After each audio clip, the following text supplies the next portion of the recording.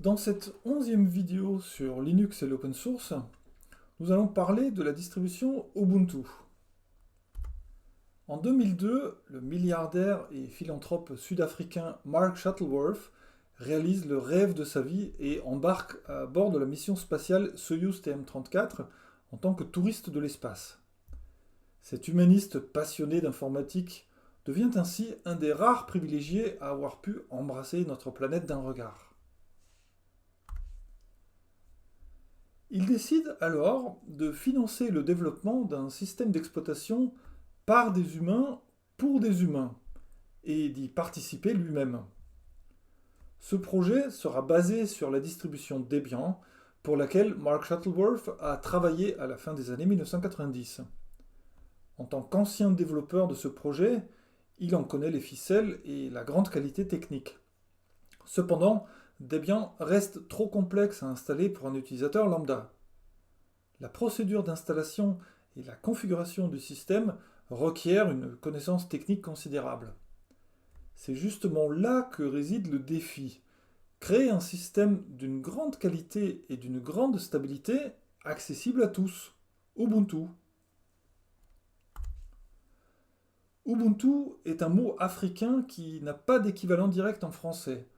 Selon la région en Afrique, il pourrait se traduire par l'humain faisant un tout avec les autres, la générosité qui différencie l'homme de l'animal, ou tout simplement l'humanité. Certaines mauvaises langues prétendent qu'Ubuntu est un ancien mot africain qui signifie je n'arrive pas à configurer Slackware. Le projet Ubuntu est actuellement financé et maintenu par la fondation du même nom, créée par Mark Shuttleworth et dotée d'une mise initiale de 10 millions de dollars. La société Canonical, également fondée par Shuttleworth, s'occupe quant à elle du support commercial et de la certification d'Ubuntu. La distribution Ubuntu suit un cycle de développement programmé. Une nouvelle version est prévue tous les 6 mois, soit 2 par an. Ces versions sont numérotées par l'année et le mois de la date de sortie. Ainsi, la version 18.04 est sortie en avril 2018, la 18.10 en octobre 2018, la 19.04 en avril 2019, et ainsi de suite. Tous les 2 ans, Ubuntu publie une version LTS Long Term Support qui bénéficie d'un cycle de support prolongé pour les mises à jour de sécurité. Les versions 16.04, 18.04 et 20.04 sont des versions LTS et reçoivent des mises à jour pendant une période de 5 ans. Outre le numéro, il est de coutume de baptiser chaque version d'Ubuntu avec le nom d'un animal et un adjectif s'y rapportant, les 2 mots devant commencer par la même lettre.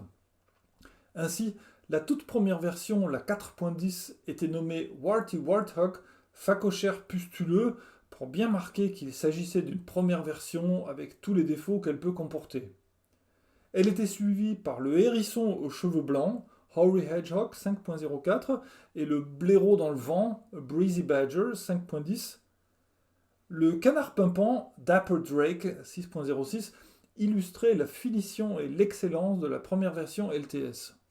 Depuis, Ubuntu n'a pas dérogé à cette règle, en reprenant au début de l'alphabet avec Artful Aardvark fin 2017 et Bionic Beaver début 2018.